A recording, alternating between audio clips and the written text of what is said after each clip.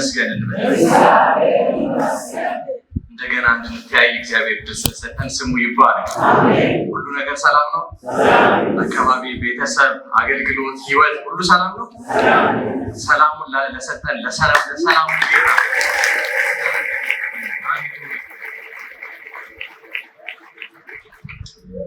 የጌታን ቃል ሁላችንም ተነስተን ቆመን አብረን እናንብብና ጥቂት ሰዓት ብቻ የጌታን ቃል ከኔ ጋር አብረን እንካፈላለን ሁላችንም መጽሐፍ ቅዱስ እንደያዝን ተስፋ አደርጋለሁ ያለያዝን ሰዎች አጠገባችን ካሉ ሰዎች ጠጋ ብለን እናነባለን የማቴዎስ ወንጌል ምዕራፍ 9 ከቁጥር 35 እስከ 38 የማቴዎስ ወንጌል ምዕራፍ 9 ከቁጥር 35 እስከ 38 የጌታችን ቃል እንደዚህ ይላል በኢየሱስ ስም አነባለሁ ኢየሱስ በምኩራቦቻቸው እያስተማረ የእግዚአብሔርን መንግስት የምስራች እየሰበከ እንዲሁም ደዌንና ሕመምን ሁሉ እየፈወሰ በከተሞቹና በመንደሮቹ ዞረ ሕዝቡም እረኛ እንደሌለው በግ ተጨንቀውና ተመልካች የለሽ ሆነው ባየ ጊዜ አዘነላቸው ደቀ መዛሙርቱንም እንዲህ አላቸው መከሩ ብዙ ነው የመከሩ ሰራተኞች ግን ጥቂቶች ናቸው ስለዚህ የመከሩ ጌታ ወደ መከሩ ሰራተኞች እንዲልክ ለምኑት ደግመን እናንብበው ኢየሱስ በምኩራቦቻቸው እያስተማረ የእግዚአብሔርን መንግስት የምስራች እየሰበከ እንዲሁም ደዌንና ሕመምን ሁሉ እየፈወሰ በከተሞቹና በመንደሮቹ ዞረ ሕዝቡም እረኛ እንደሌለው በግ ተጨንቀውና ተመልካች የለሽ ሆነው ባየ ጊዜ አዘነላቸው ደቀ መዛሙርቱንም እንዲህ አላቸው እስኪ ይሄንን ስል ከኔ በኋላ አብራችሁ በሉ መከሩ ብዙ ነው የመከሩ ሰራተኞች ግን ጥቂቶች ናቸው ስለዚህ የመከሩ ጌታ ወደ መከሩ ሰራተኞችን እንዲልክ ለምኑት መጽሐፍ ቅዱሳችንን ይዘን አብረን እንደዚህ እንላለን ይህ የአምላካችን የንጉሳችን የአባታችን ሕያው ቃል ነው ከእርሱ አንደበት ስለወጣ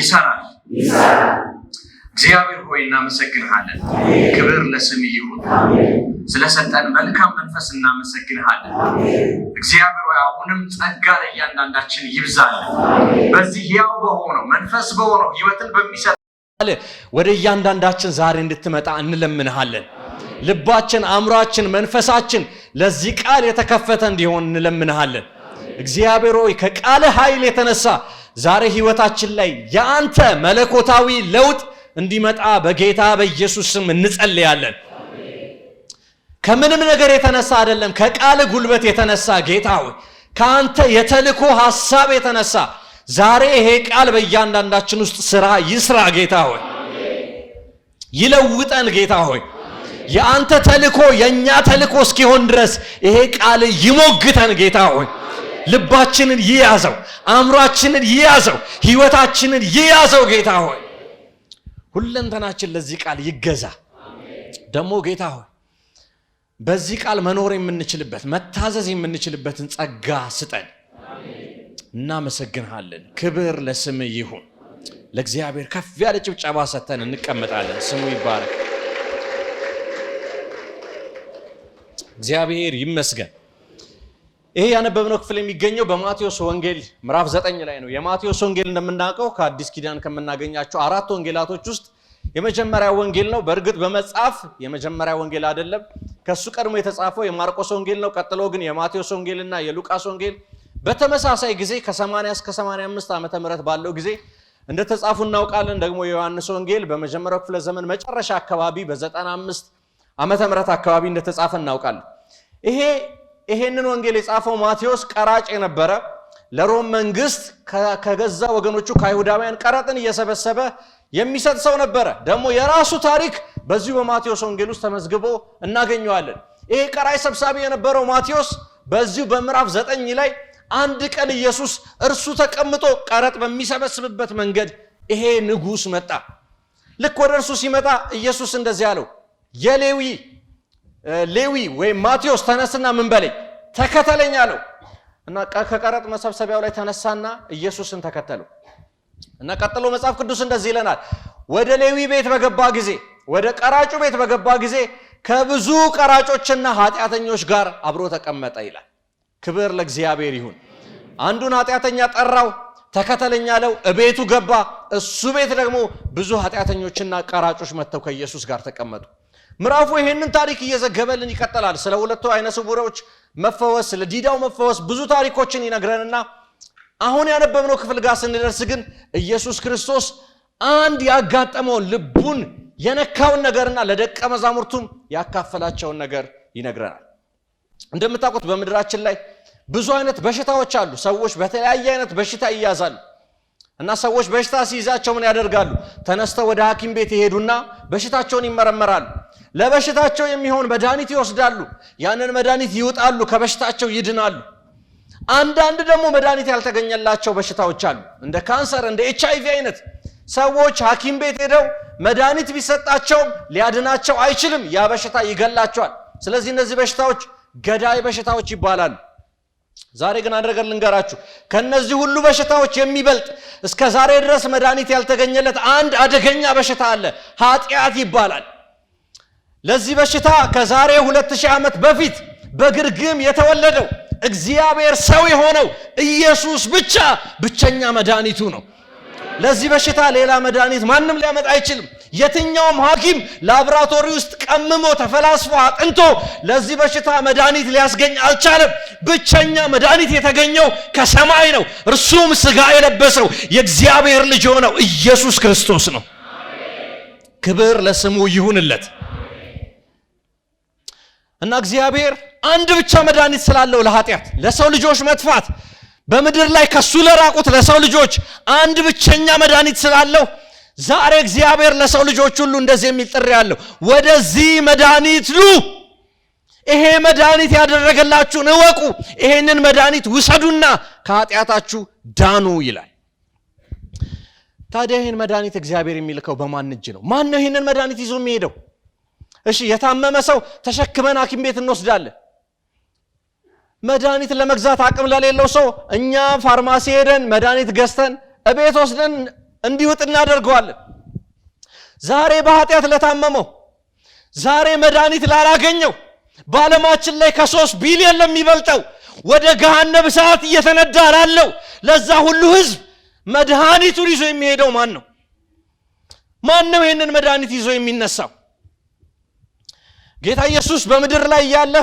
ተልኮውን ሲፈጽም ማቴዎስ እንደዚህ ይለናል ኢየሱስ በምኩራቦቻቸው እያስተማረ ምኩራብ አይሁዳውያን ተሰብስበው የሕጉን ትምህርት የሚማሩበት ቦታ ነው ኢየሱስ ክርስቶስ ምን ያደርግ ነበር የተስፋው ዘርነን ለሚሉት በሕግ በኩል እግዚአብሔርን አውቀነዋል ለሚሉት እግዚአብሔር የኛ ብቻ ነው ለሚሉት ለአይሁዳውያን ምን ያደርጋል ዕለት ዕለት በምኩራቦቻቸው እየገባ የእግዚአብሔርን መንግስት ይሰብክላቸው ነበር እስኪ በደንብ አሜን በሉ ቅርብነን ለሚሉትም ኢየሱስ መድኃኒቱን ይሰጣቸው ነበር በሕግ በኩል ቅርብ ስለሆኑ ከኃጢአት በሽታ ሊዳን አይቻልም ስለዚህ በምኩራቦቻቸው ገብቶ ብቸኛው ድነት ብቸኛው ከኃጢአት ነፃ መውጫ መንገድ ኢየሱስ እንደሆነ ይነግራቸው ነበር በሕዝቡ መካከል ደግሞ ምን ያደርግ ነበር የእግዚአብሔርን መንግስት የምስራች ይሰብክ ነበር እስኪ ሁላችሁም የምስራች በሉ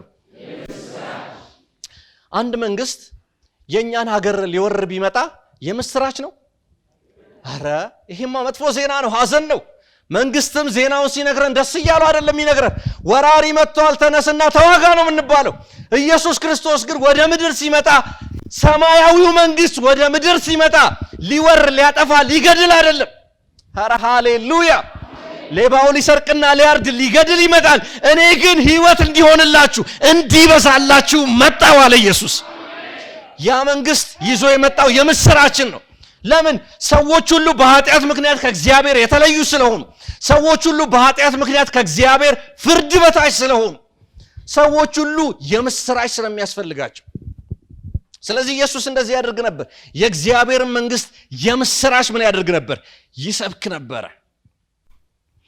እሱ ብቻ አይደለም ሐዋርያ ጳውሎስ እንደሚለው ወንጌላችን በኃይል በመንፈስ ቅዱስ ጥበብንም በመግለጥ ነበር እንጂ በምን አልነበረም በቃል በማባበል ብቻ አልነበረም። ኢየሱስ በምኩራቦች ውስጥ ያስተምራል። ኢየሱስ የእግዚአብሔርን መንግስት ይሰብካል።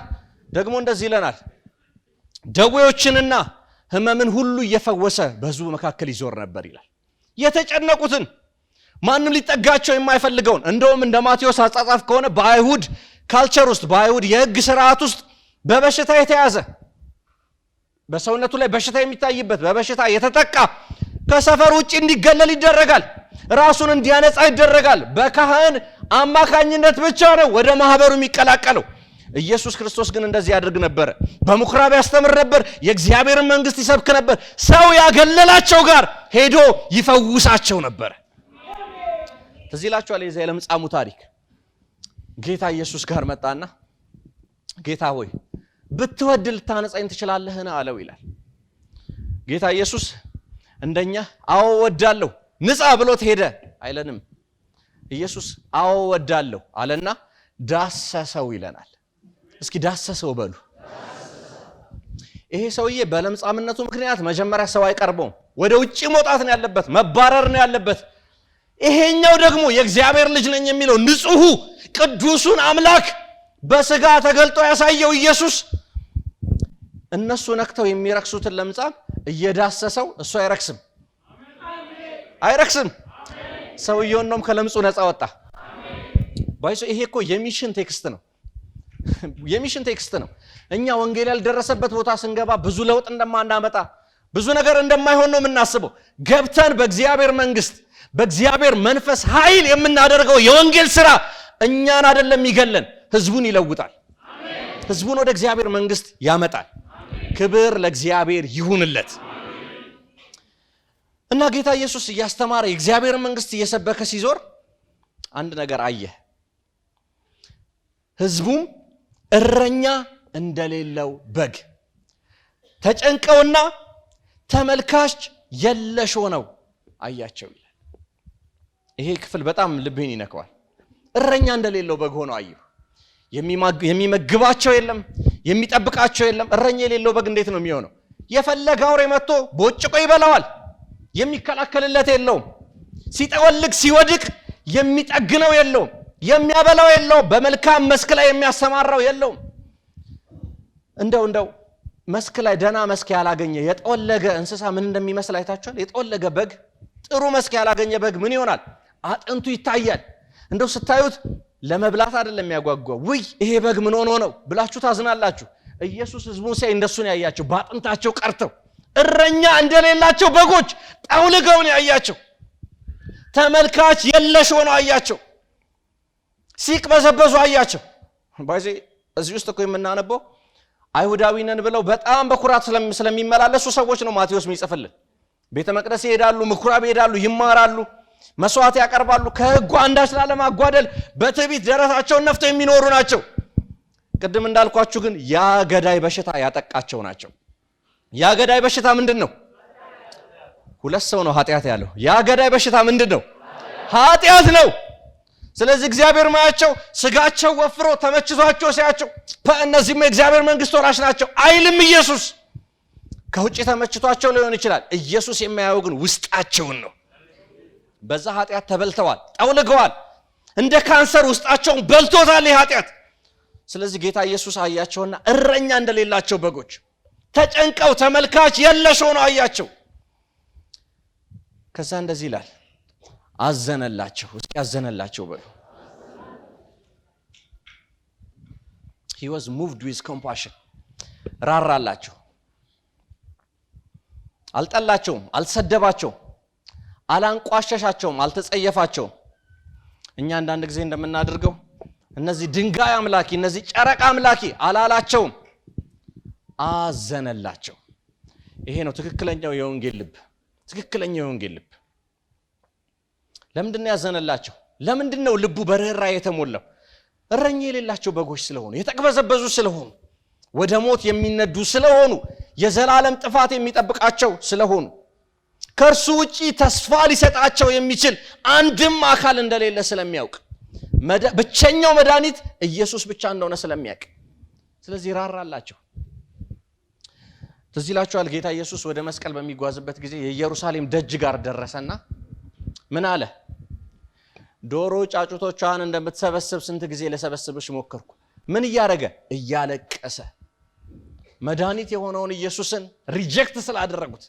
ሐዋርያው ጳውሎስም ስለነሱ ሲነግር እንደዚህ ይላል፣ እነርሱ የራሳቸውን ጽድቅ ለማቆም ሲሞክሩ ከእግዚአብሔር ጽድቅ ምን ብለዋል? ተለይተዋል። መድኃኒቱ ፊት ለፊታቸው ቁጭ ብሎ አላወቁትም። አጠገባቸው የቀረበውን መድኃኒት ችላ አሉት። ጌታ ኢየሱስ ራራላቸው፣ ልቡ በርህራሄ ተሞላ። ወገኖቼ ጌታ ኢየሱስ ያልዳኑ ሰዎችን ስናይ ዘለን እንድንሰብክላቸው ገሃነም ይጠብቃል አምልጥ እንድንል አይደለም። መጀመሪያ ጌታ የሚፈልገው እንድንራራላቸው ነው፣ እንድናዝንላቸው ነው። ልባችን በሐዘን እንዲሞላ ነው። ያለ ፍቅር ያለ ርህራሄ ወንጌል የለም። እስኪ ያለ ፍቅር በሉ፣ ያለ ርህራሄ ወንጌል የለም። እስኪ ጥያቄ ልጠይቃችሁ፣ ሰዎች ኢየሱስ ከሌላቸው ምን ይሆናሉ? ወይም እንደዚህ አድርጌ ልጠይቅ፣ ሰዎች ገንዘብ ባይኖራቸው ምን ይሆናሉ? ድሃ ይሆናሉ። ሰዎች ምግብ ባይኖራቸው ምን ይሆናሉ? ይራባሉ። ሰዎች ልብስ ባያገኙ ምን ይሆናሉ? ይራቆታሉ። ሰዎች ኢየሱስ ባይኖራቸው ምን ይሆናሉ? የዘላለም ሞት ይሞታሉ። የዘላለም ሞት ይሞታሉ። ይሄኛውን ስጋዊ ሞትማ ሁላችንም ነው የምንሞተው። እውነት ነው አይደለም? ትንሽ ድምጻችሁ እየቀዘቀዘ ነው። እስኪ ከጎናችሁ ያለውን ሰው ትሞታለህ በሉት። አትሞትም ብለን አይደለም እናነቃቃችሁት፣ እንሞታለን። ሞት ለሁላችንም አለ። ታዲያ ልዩነቱ ምንድነው? ኢየሱስ እንደዚህ አለ፣ ትንሣኤና ሕይወት እኔ ነኝ፣ የሚያምንብኝ ቢኖር ሕይወት ይሆንለታል እንጂ ሞትን አያይም። ስለዚህ ልዩነቱ ሁላችንም እንሞታለን። ከሞት በኋላ ግን የዘላለምን ሕይወት የወረስን ስለሆነን ነው።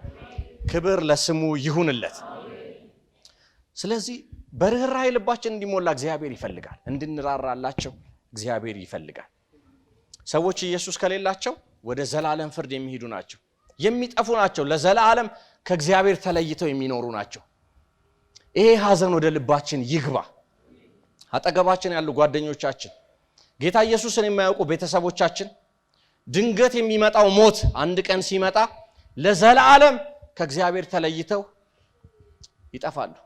ለዘላለም ከእግዚአብሔር ተለይተው በእግዚአብሔር ቁጣ ውስጥ ይኖራሉ። ታዲያ ይሄ አያሳዝንም? ያሳዝናል አያሳዝንም?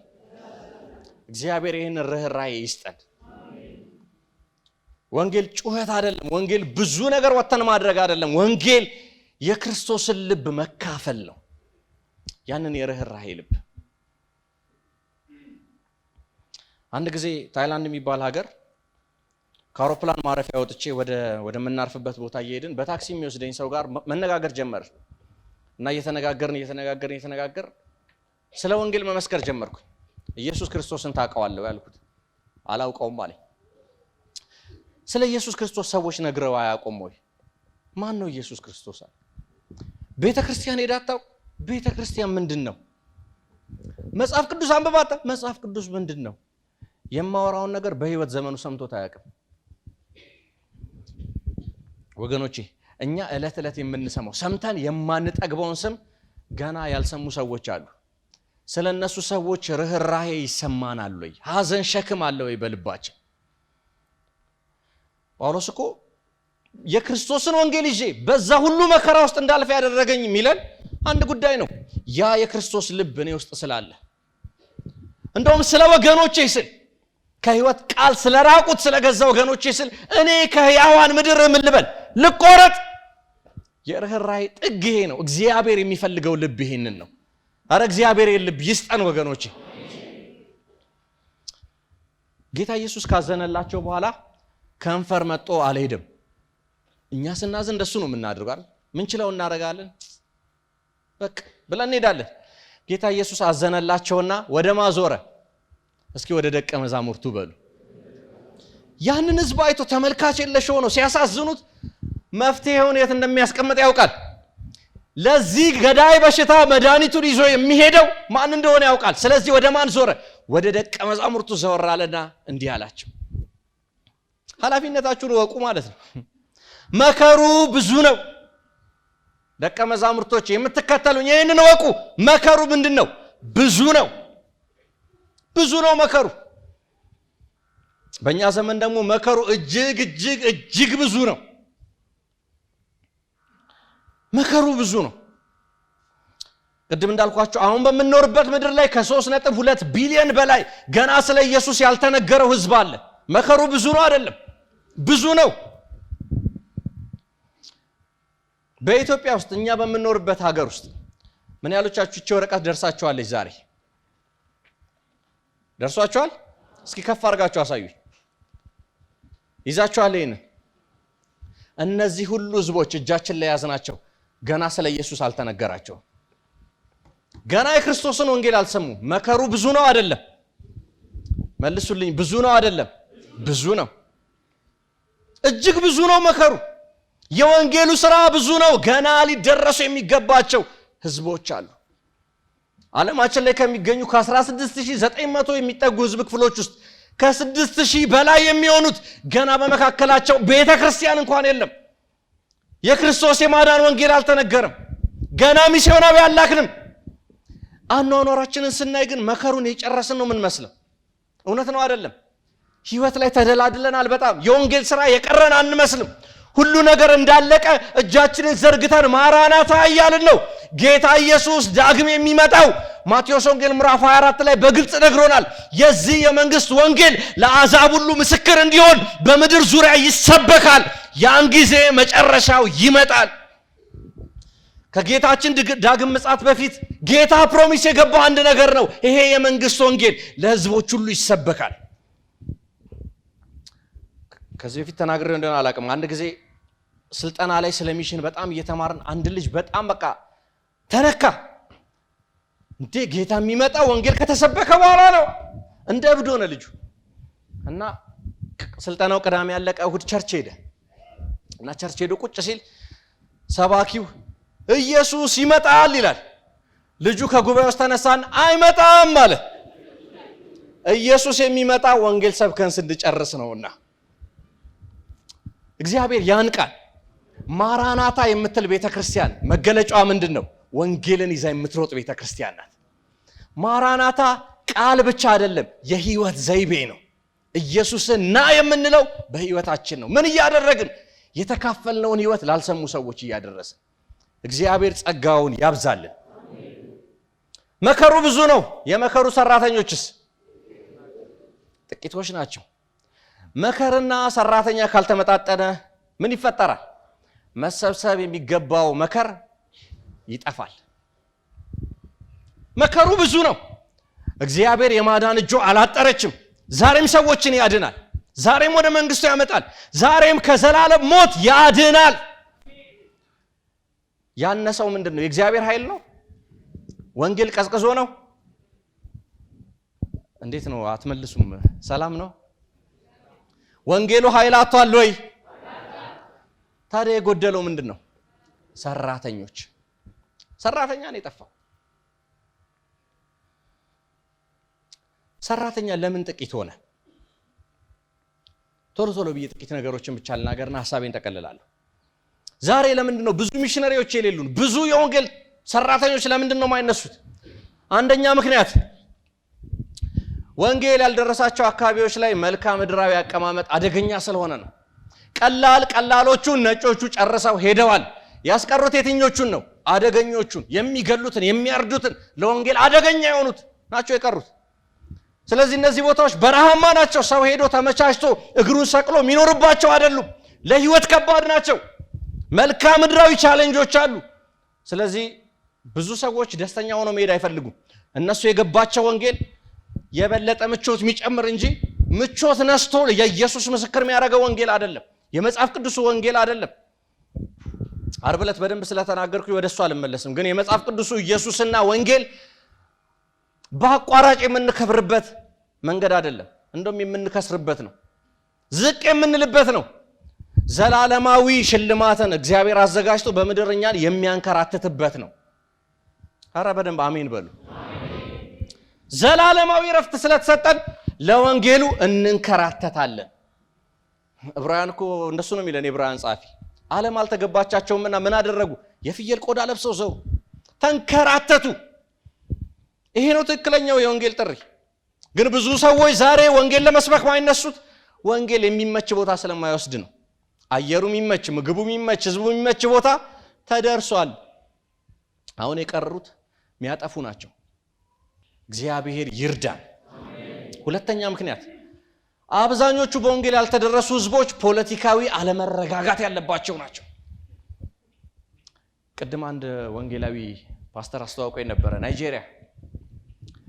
ናይጄሪያ ውስጥ ዛሬ ሚሽነሪ ሆኖ የሚሄድ ሰው በቦኮ ሐራም የምትናወጥ ነች። ሰሜናዊ ናይጄሪያ ከሄደ በቀላሉ ደረቱን ነፍቶ ኢየሱስ እያለ አይኖርም። ከባድ የፖለቲካ ነውጥ አለባቸው። አሁን የነገርኳችሁ ሶማሌን ተመልከቱ። ፖለቲካው ለወንጌል የሚመች ነው ወይ? አይደለም። በዚህ መንፈሳዊ ሰው ሁሉን ነገር በመንፈስ የሚረዳ ነው። ሀገራችን ውስጥ ፖለቲካውን እንደዚህ ጠላት የሚያጦዘው ለምንድን ነው? ጠላት እኮ ፖለቲካ ማጦዝ የሚባል አጀንዳ ኖሮት አይደለም። አንድ አጀንዳ ነው ያለው፣ የክርስቶስ ኢየሱስ ወንጌል ለህዝቦች እንዳይደርስ ማድረግ።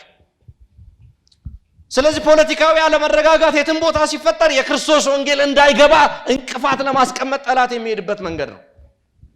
አብዛኞቹ መንግስት የላቸውም። መንግስት ቢኖርም ወይ በጣም እስላማዊ መንግስት ነው፣ የወንጌል ተቃዋሚ ነው፣ ለወንጌል በር የሚዘጋ ነው፣ አደገኛ ነው። ስለዚህ ሚስዮናውያን ሄደው ወንጌል እንዳይሰብኩ ቻሌንጅ ይሆንባቸዋል። ሶስተኛ ምክንያት የባህል ተግዳሮቶች ስላሉ ነው። ሰዎች ከባህላቸው ውጪ አዲስን ባህል ለመልመድ ሬዲ ስላልሆኑ ነው። አዲስ ባህል ውስጥ ገብተው ባህሉን ተቀብለው የክርስቶስን ወንጌል በባህሉ አውድ ለመስበክ ሰነፎች ስለሆንን ነው። አራተኛው የቋንቋ ቻሌንጅ ነው። የቋንቋ ተግዳሮት። ቋንቋ ዲሲፕሊን የሚፈልግ ነገር ስለሆነ የዛን ማህበረሰብ ቋንቋ ተምሮ አውቆ በእነሱ ቋንቋ ወንጌልን መስበክ ጊዜ የሚፈልግ ነገር ስለሆነ ነው። አራት ምክንያት ሰጥቷቸው አይደል? ምንድን ናቸው? መልክዓ ምድራዊ ቻሌንጆች፣ ፖለቲካዊ ቻሌንጆች፣ ባህላዊ ቻሌንጆች፣ የቋንቋ ቻሌንጆች። እነዚህ አራቱንም የሚጠቀልል ዋና ምክንያት ራስ ወዳድነታችን ነው። መድኃኒቱን ወስደን ከዳንን በኋላ ኪሳችን ከተን ስላስቀመጥን ነው። እቤታችን አስገብተን ስለቆለፍንበት ነው። ኢየሱስ የኛ ነው አይደል? እውነት ነው አይደለም? የኛ ብቻ ግን አይደለም። እኛን ያዳነ ጌታ ለሌሎች መካፈል አለበት። ዛሬ መድኃኒታችሁን አውጡ፣ ከኪሳችሁ አውጡ፣ ከቤታችሁ አውጡ፣ ከቤተሰባችሁ አውጡ። ይሄን መድኃኒት አካፍሉት። የሚካፈል መድኃኒት ነው። አረ እግዚአብሔር ጸጋውን ያብዛልን። ራስ ወዳድ ስለሆንን ነው። ራስ ወዳድ ባንሆንማ ቋንቋ መማር ቀላል ነው። መልክዓ ምድራዊ ቻሌንጅን ለወንጌል ብሎ ፌስ ማድረግ ያለ ነው። በአባቶቻችን ታሪክ አይተነዋል። ፖለቲካዊ ቻሌንጅን ማሸነፍ ቀላል ነው። ባህልን ሄዶ መማር ቀላል ነው። ከባድ ያደረገብን ራስ ወዳድ ስለሆንን ነው። እኛ ተኮር ስለሆነ ነው ወንጌሉ። እንዴት ራስ ወዳድ ሆነን? በገንዘባችን፣ በምንልካቸው ሚስዮናውያን፣ በመጽሐፍ ቅዱስ ትርጉሞች ባይዜ በዓለም ላይ በአንድ ዓመት ውስጥ ከ31 ትሪሊዮን ዶላር በላይ በክርስቲያኖች እጅ ይገባል። በዓለም ዙሪያ 31 ትሪሊዮን ዶላር በጣም ብዙ ገንዘብ ነው። ከሱ ውስጥ ለወንጌል ስራ የሚውለው ስንቱ ይመስላችኋል? 0.01% ነች። ስንት አልኳችሁ? 0.01%። ሌላው ወዴት ነው የሚሄደው? ወደ ራሳችን። ራስ ወዳድ ስለሆነን እኛው ላይ ያልቃል። እኛው ቤት ያለን አዲስ ቤት እንሰራበታለን፣ መኪና ያለን አዲስ መኪና እንገዛበታለን። ራሳችን በልተን እንጨርሰዋለን። ገንዘባችን የእኛ አይደለም። እኛ ባላደራዎች ነን፣ ባለቤት አይደለንም። በገንዘባችን ላይ ብቻ አይደለም፣ በህይወታችን ላይ ባለቤት አይደለንም። እንደሱ እኮ ነው የሚለን። በምን ተገዝታችኋል? በዋጋ ተገዝታችኋልና የራሳችሁ አይደላችሁም። እኛ የራሳችን ካልሆነን ገንዘባችን እንዴት የኛ ይሆናል? አንደኛ ህይወት ውስጥ የኛ የሚባል ጉዳይ የለም። ሁሉ ነገር የማን ነው? የክርስቶስ ነው። በዓለም ላይ ከሚላኩ ሚስዮናውያን ውስጥ 3% የሚሆኑት ብቻ ናቸው ወንጌል ያልደረሰው ህዝብ ውስጥ ገብተው ወንጌል የሚሰብኩት። በዚህ ጊዜ ከዓለማችን 40% ህዝብ ገና ወንጌል ያልደረሰው፣ እሱን ለመድረስ እየለፉ ያሉት 3% ሚስዮናውያን ናቸው። ሌሎቹስ ቤተክርስቲያን ባለበት ወንጌል በተሰበከ ክርስቲያን ባለበት ቦታ ሄደው ወንጌል ይሰብካሉ። መከሩ ብዙ ነው፣ ሰራተኞች ጥቂቶች ናቸው። ለምን? ሰራተኛ በሙሉ የሚሄደው ወደ ተደረሰው ስለሆነ። አንድ ፈርዲናንድ የሚባል ሰው እንደዚህ ይላል፣ መከሩ ብዙ ነው፣ ሰራተኞች ጥቂቶች ናቸው፣ ቸርቾች ደግሞ ሙሉ ናቸው ይላል። ስለዚህ የሰው ቁጥር አነሰ? እዚህ ቤተክርስቲያን በተለይ አላነሰ አይደል? በደንብ ሞልተናል። እግዚአብሔር ይመስገን። እግዚአብሔር ሰራተኞች ያድርገን፣ ሰራተኞች ያድርገን። እስኪ እጃችሁን አንሱና ሰራተኛ ነኝ በሉ። በደንብ የወንጌል ሰራተኛ ነኝ በሉ። የመከሩ ሰራተኛ ነኝ በሉ። እግዚአብሔር ይመስገን። ስለዚህ የመከሩ ሰራተኞች እንዲልክ የመከሩን ጌታ ምን በሉት? ለምኑት። መከሩ ጌታ አለው። እንደዚህ ተቀበዝብዘው ብናያቸው፣ ተመልካች የለሽ ሆነው ብናያቸው፣ ዛሬ ወንጌል ሳይሰሙ ወደ ገሃነም እየሄዱ ቢሆንም መከሩ ጌታ አለው። መከሩ ጌታ አለው። የሚያስብለት ለነሱ ሰራተኛን ለማስነሳት የሚሟገት ኢየሱስ የሚባል ጌታ አለ። መድኃኒቱ እሱ ስለሆነ ዛሬም የመከሩ ሰራተኞች ይልካል። ወደ መከሩ እንዲልክ ለምኑት። ምን አድርጉ? ጸልዩ፣ ተሟገቱት። እግዚአብሔር መስማት ደስ የሚለው ጸሎት የመከሩ ጸሎት ነው። የመጀመሪያ ልጄ 3 ዓመት ከ6 ወር አካባቢ ነው። በዚህ እድሜ ታውቃላችሁ ልጆች ጥያቄ መጠየቅ የሚጀምሩበት እድሜ ነው። አንዳንድ ቀን የሚጠይቀው ጥያቄ አይገባኝም እና እሱን እንዳይደብረው እለዋለሁ። ከልቤ አይደለም አይደል? ቀኑን ሙሉ ስለሚጠይቀኝ ተነስቼ ያንን ማድረግ አልችልም። ስለዚህ አጠገቡ ቁጭልና እንዲህ አታረግ አረጋለሁ። አያስደስተኝም። የሚያስደስተን ግን ጥያቄ አለ አይደል? ለነሱ እንደሚያስፈልጋቸው የምናውቀው ጥያቄ። የፈለገ ነገር ይበለኝ፣ ራበኝ ካለ እነሳለሁ። ግዴታ ነዋ፣ ምግብ ማግኘት አለበት። ጌታን ከዙፋኑ የሚያስነሳው ጸሎት የመከሩ ጸሎት ነው። ጌታ የኛን ኪስና የኛን ጓዳ ለመሙላት ከዙፋኑ አይነሳም። የመከሩ ሰራተኞች ለመላክ ከዙፋኑ ላይ የሚነሳ ጌታ አለ። እባካችሁ ተራ ጸሎት እንዳትጸልዩ። በቃ የኔ ህይወት፣ የኔ ኪስ፣ የኔ አረ ጌታ ነው የሚለው እንደኔ ከዙፋኑ የሚያስነሳ ጸሎት ጸልዩ። ለምነኝ አሕዛብን ለርስት የምድርንም ዳርቻ ለግዛት ምን እላለሁ እሰጥሃለሁ። አረ እግዚአብሔር ልቡን የሚያቃጥለው ነገር ዛሬ ልባችንን ያቃጥለው። እግዚአብሔር መስማት የሚፈልገውን ጸሎት ወደ መጸለይ እግዚአብሔር ያስገባን። በ17ኛው ክፍለ ዘመን የሞራባውያን ሙቭመንት የሚባል ነበር። ይሄ ሙቭመንት ለ100 ዓመት 24 ሰዓት ሳያቋርጡ ስለ ወንጌል ይጸልዩ ነበር። አልሰማችሁኝም? ለስንት ጊዜ ነው ያልኩት? 24 ሰዓት ለስንት ዓመት? ለ100 ዓመት ሳይቋረጥ ስለ ወንጌል ጸልየዋል። የከሰረ ጸሎት እንዳይመስላችሁ።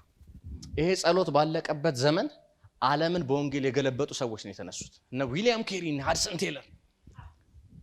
ዓለምን በወንጌል የገለባበጠ ሙቭመንት የተነሳው ይሄ ጸሎት በተደረገበት ዘመን ላይ ነው። የሚሽን ታሪክ እግዚአብሔር የመለሰው ጸሎት እንደሆነ ታውቃላችሁ። የትኛውንም ታሪክ ተመልሳችሁ ከሚያስገርም ከወንጌል እንቅስቃሴ ጀርባ የተንበረከኩ ጉልበቶች አሉ። አንድ ነገር ወቁ ወገኖቼ፣ ባልተንበረከከ እግር ወደ ወንጌል አይኬድም። ወደ ወንጌል ለመሄድ አቅም የሚያገኘው እግር የተንበረከከ እግር ነው። አንድ ሰው እንደዚህ ብሎ ጠየቀን አንድ ቀን። መሬት ብትጠየቅ፣ መሬት አፋ ወጣ ብትናገር የስንቱን ክርስቲያን ጉልበት አቃለው ምትል ይመስላችኋል አለ። ይሄን ጉልበት አቃለው ምትለው የስንቶቻችንን ይሁን? አረ እግዚአብሔር ወደ መንበርከክ ይመልሰን።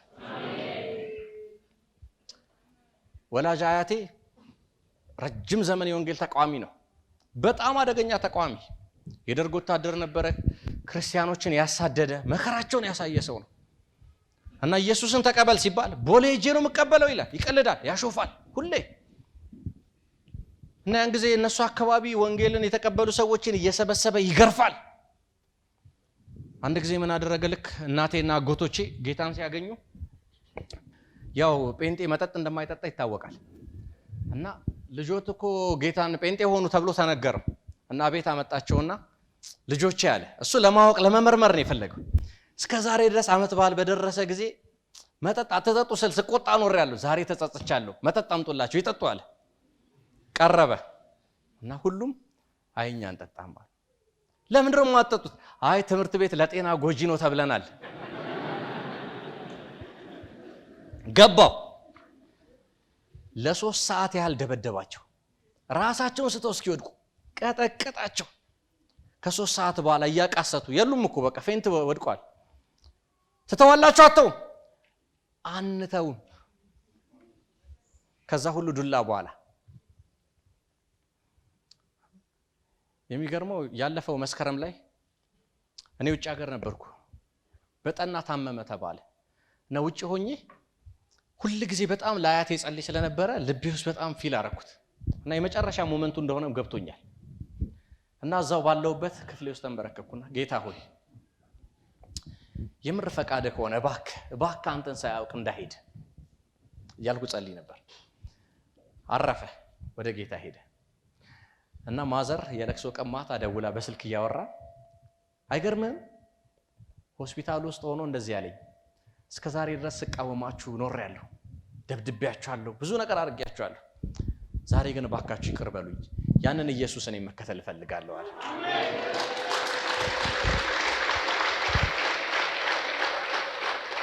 እግዚአብሔር ስለ ወንጌል የማይመልሰው ጸሎት የለም።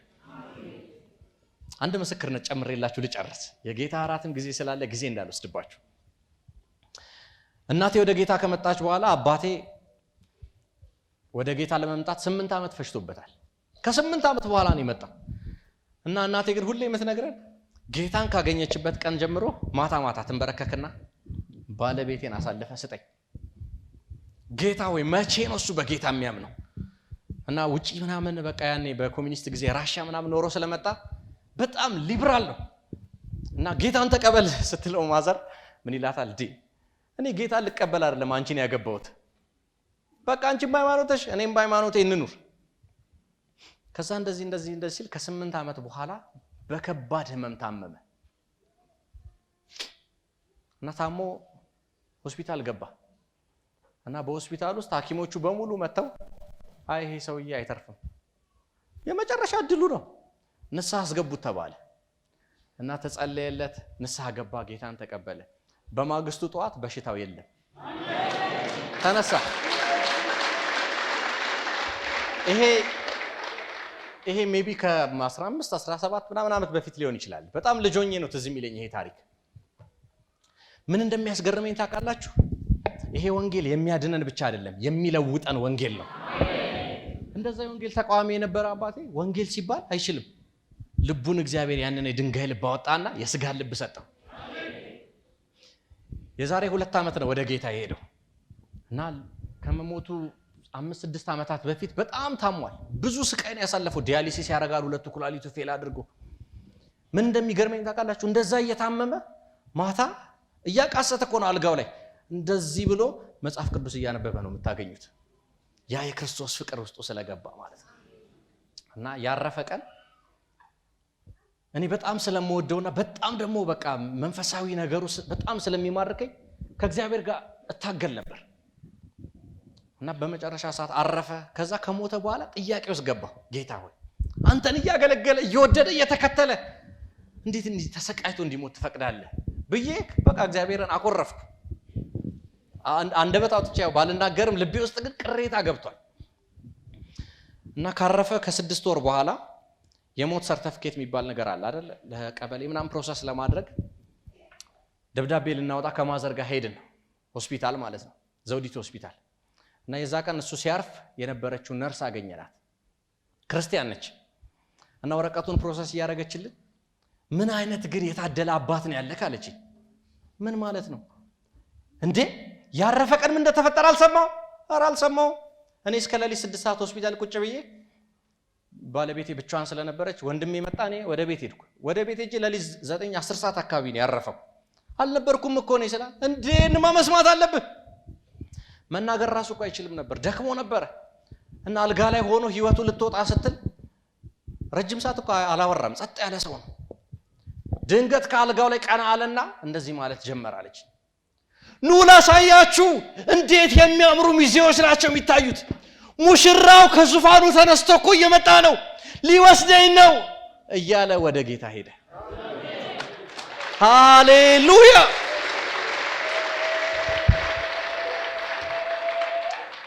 አይገርምም? ያኔ እናቴ በእምነት ጸለየች፣ ጌታ ወደ ራሱ አመጣው፣ ለዘላለም ክብር ራሱ ወሰደው። ዛሬ ብንጸልይ ስንት አይነት እንደዚህ አይነት ታሪኮች እንዳሉ ታውቃላችሁ? ቤተሰባችን ውስጥ እነዚህ ወንጌል ያልደረሳቸው ህዝቦች ውስጥ ስንት ሚድኑ ሰዎች እንዳሉ ታውቃላችሁ? ታዲያ ዛሬ ወደ ጸሎት መሮጥ የለብንም? የመከሩን ጌታ ለመለመን መንበርከክ የለብንም ወይ? አለብን። እዚህ ምድር ላይ በጣም ጸሎት እንዳለ አውቃለሁ። ብዙ የወንጌል ስራ እንደተሰራ አውቃለሁ። ዛሬ ያ እሳት አለ ወይ ወገኖቼ? ያ እሳት አለ ወይ? ወጣቶች ይሰማቸዋል ያ እሳት?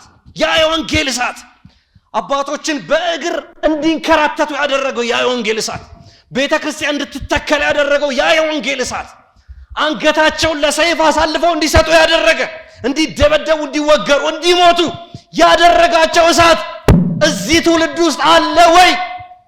እግዚአብሔር ይሄንን ነው የሚሞግተን ዛሬ። እግዚአብሔር ይሄንን ነው የሚሞግተን። የመከሩ ጌታ አንድ ነገር ነው የሚፈልገው፣ ሰራተኛ ላክ የሚሉ የሚንበረከኩ ለማኞችን ይፈልጋል። ወደ መከር ሰራተኞች ይነሱ። ይሄ ሁሉ ህዝብ አንተ ሳያውቅ ወደ ገሃነም እሳት አይግባ ጌታ ሆይ የሚሉ የሚሟገቱ ተሟጋቾች እግዚአብሔር ይፈልጋል። መንበርከክ ይሁንልን ወገኖች። መልእክቴን ስጨርስ ይሄ ነገር እንድናስታውስ ፈልጋለሁ። ስላልሰሙት ያ ርህራሄ፣ የክርስቶስ ርህራሄ ይሰማል፣ ልባችን ውስጥ ይግባ፣ ደግሞ ያንበርክከን፣ እንድናለቅስ እንድንማልድ ያድርገን። አሁን የችኮላ የሩጫ የንግግር የወሬ ዘመን ሆኗል። እግዚአብሔር የሚፈልገው ወደ እልፍኙ ገብቶ የሚንበረከክን ሰው ነው።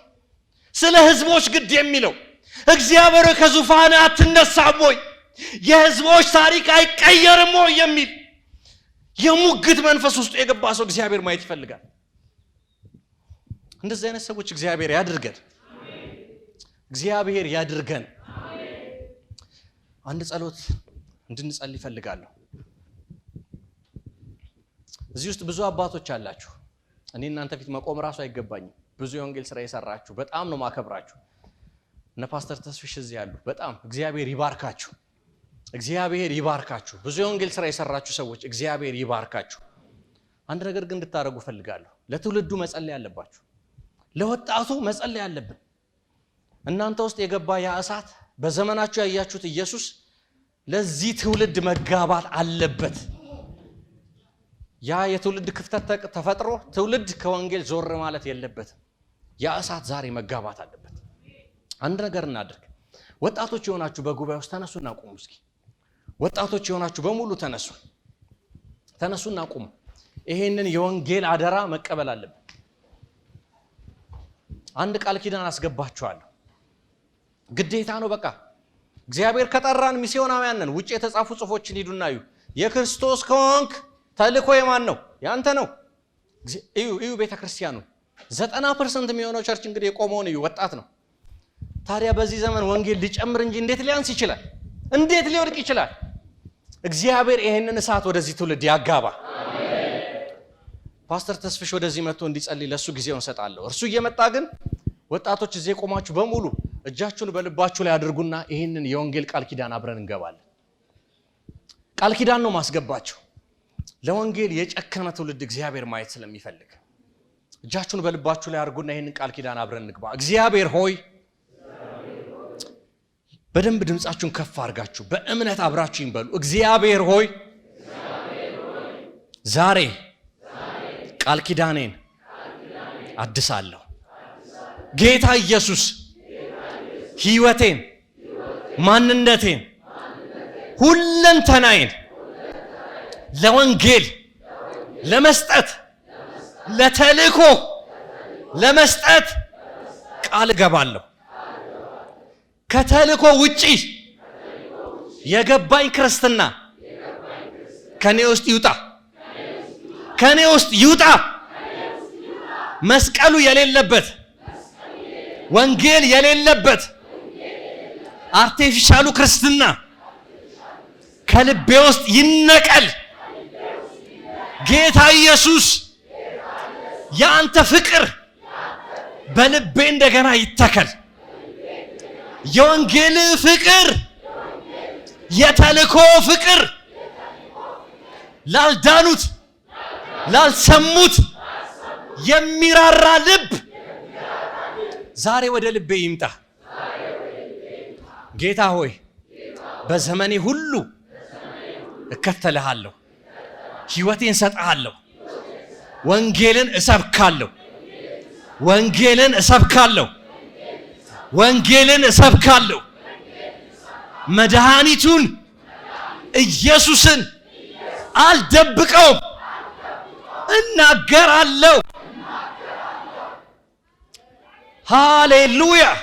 ክብር ለእርሱ ይሁን።